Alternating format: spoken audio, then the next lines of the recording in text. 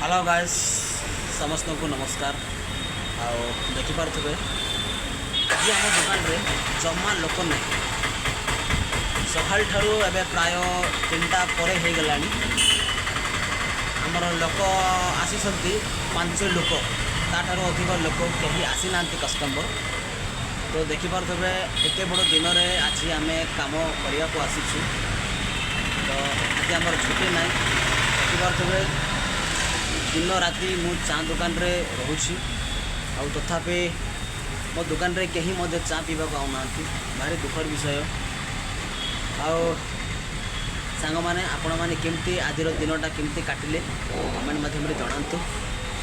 आमे तो गाँव ना विदेश रे अच्छु यदि हो पारे तो आम टे प्रार्थना कर दिंतु। तो आपण मानकर प्रार्थना द्वारा आमर किसी हो जापे।